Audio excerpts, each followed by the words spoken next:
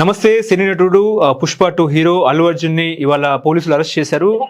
ఇటు నాంపల్లి కోర్టు కూడా 14 రోజుల పాటు రిమాండ్ విధించింది. సో ఇదే అంశం మీద మనతో మాట్లాడడానికి చలసాని శ్రీనివాస్ గారు ఫోన్ లైన్ లో ఉన్నారు. వారితో మాట్లాడే ప్రయత్నం చేద్దాం. సార్ నమస్కారం. సార్ నమస్కారం అండి. సార్, ఈ అల్లు అర్జున్ అరెస్ట్ ని ఎట్లా చూస్తారు సార్? మొట్టమొదటిగా అక్కడ చనిపోయిన బాబుకి వాళ్ళ తల్లి ఇద్దరికి కూడా చాలా దుర్ఘటన అండి. అది బాబు కోమాలో ఉన్నారు, వాళ్ళ అమ్మ చనిపోయింది. సారీ అది ఏదైతే ఉందో నిజంగా బాధాకర సంఘటన. ఇక రెండో విషయం ఏంటంటే అక్కడ ప్రోగ్రామ్ అంటే నేను టెక్నికల్ గా దాన్ని ఆ ప్రోగ్రామ్ ఏదైతే ఉందో దాన్ని ఆర్గనైజ్ చేసిన వాళ్ళు వాళ్ళందరూ కూడా రెస్పాన్సిబుల్ అండి. వాళ్ళు ఎవరికి సంబంధం లేకుండా ఆ థియేటర్లకి ఎవరికి సంబంధం లేకుండా ఈయన ఎవరికి చెప్పకుండా వచ్చి స్టాంపేడ్ జరిగితే ఆయన బాధ్యుడు. ఆయన ఆల్రెడీ వాళ్ళు ఏదో 10 లక్షలు ఇచ్చారు అదే అని ఆ లాస్ ని ఒక వాళ్ళ తల్లి చనిపోయిన లాస్ నాకు తీసుకురాను. కానీ చాలా ఇబ్బందికరమైన కారణం ఏంటంటే ఇలాంటి ఘటనలో జరిగినప్పుడు తక్షణమే పోలీసులు కేసు పెట్టారు. దాని క్రాష్ పిటిషన్ కూడా వేశారు. కానీ ఇలాంటి సంఘటనలు ఇంతకు ముందు జరిగినప్పుడే చర్యలు తీసుకుంటే పరిస్థితి వచ్చి ఉండేది కాదు. ఎంతమంది చనిపోయారండి? చాలా మంది ఈ సినిమా వాళ్ళ నేను అర్జున్ గారి గురించి మాట్లాడలేదు. సినిమా వాళ్ళు ఒక మత ప్రచారకులు ఇంకొకళ్ళు దేవుళ్ళుగా భావించుకుంటూ ఈ సినిమాలకైతే 300 రూపాయలు 400 రూపాయలు ఇళ్లలో సామాన్యుల్ని ఆ తల్లిదండ్రులు పీడించుకుని డబ్బులు తీసుకొచ్చి వీటికి పెట్టుకుని వీళ్ళనే దేవుళ్ళుగా రాజకీయ నాయకులనే దేవుళ్ళుగా భావించే వాళ్ళకి ఖచ్చితంగా ఒక ఇది హెచ్చరికండి. ఇలాంటి కార్యక్రమం ఇలాంటి పోలీసులు ఇలాంటి చర్య ముందు తీసుకుంటే చాలా మంచిదే ఉండేది. ఈ పరిస్థితి ఉండేది ఇప్పటి నుంచి. కానీ ఒకటి నేను అడుగుతున్నాను, మీరు అర్జున్ గారు పక్కన అనుకోండి, నాకు don't mind at all.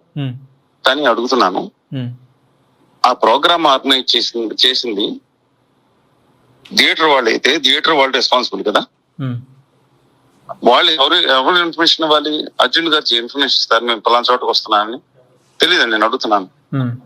Point 1. Point number 2, అక్కడ ఈ కార్యక్రమ నిర్వాహకులు ఎవరైతే అక్కడ ఆర్గనైజ్ చేశారో, నిర్మాతలా లేదా డిస్ట్రిబ్యూటర్సా ఎవరైతే చేశారో వాళ్ళు కూడా జవాబుదారీ కదండి. ఇప్పుడు ఎవరికి చెప్పకుండా అకస్మాత్తుగా అర్జున్ గారు వచ్చేసి మొత్తం స్టాంపేడ్ లో చేస్తే డెఫినెట్ గా 100% తప్పైంది. ఇంతకుముందు ఎన్ని మతపరమైన కార్యక్రమాల్లో కోమ మేళాల పుష్కరాల్లో జనం చనిపోయారు కదా, చాలా దారుణం కదా. అందువలన అలాంటి విషయాల్లో ఏదైతే ఉందో మనం డెఫినెట్ గా చర్య తీసుకోవాలి. ఎవరు రెస్పాన్సిబుల్ వాళ్ళ మీద చర్య తీసుకోవాలి. కానీ ఇంత ఫస్ట్ టైం అనుకుంటున్నాను ఒక హీరో ఈ దేశంలో చాలా చోట్ల జరిగింది ఇది. హీరో రెస్పాన్సిబుల్ నేను పెట్టండి నేను వస్తానని తొక్కిసలాట్లోకి వెళ్ళిపోతే ఆయన రెస్పాన్సిబుల్ డెఫినెట్ గా. ఈ రాష్ట్రం తీసుకున్న ఇలాంటివి అందుకని ఇంకోటి కూడా చెప్తాను అంతిమంగా. ఈ సినిమా హీరోలు మరొకసారి చెప్తాను, ఈ సినిమా హీరోలు మత ప్రచారకులు రాజకీయ నాయకులు వీళ్ళ దేవుళ్ళుగా ఆరాధించడం మానుకోండి.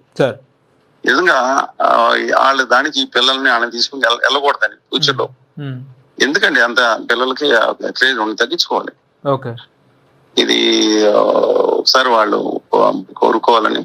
ఇప్పుడు పవన్ కళ్యాణ్ ట్వీట్ ని ఎట్లా చూస్తారు సార్? పవన్ కళ్యాణ్ ఇందాక ఒక ట్వీట్ చేశారు, కలుసుంటే కలుసుంటాము, విడిపోతే పడిపోతాం అని కూడా ట్వీట్ చేశారు.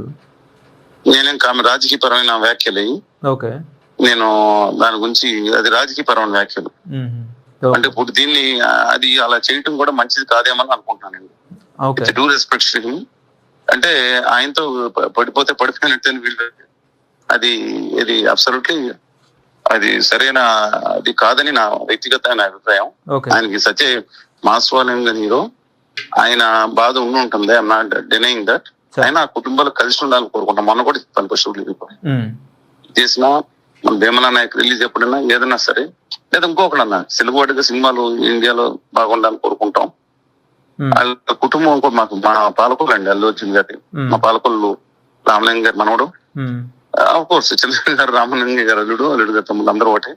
2 కుటుంబాలు అల్లు గారు కొండల కుటుంబాలు 2 కలిసి ఉండాలని కూడా కోరుకుంటున్నాను సమయంలో.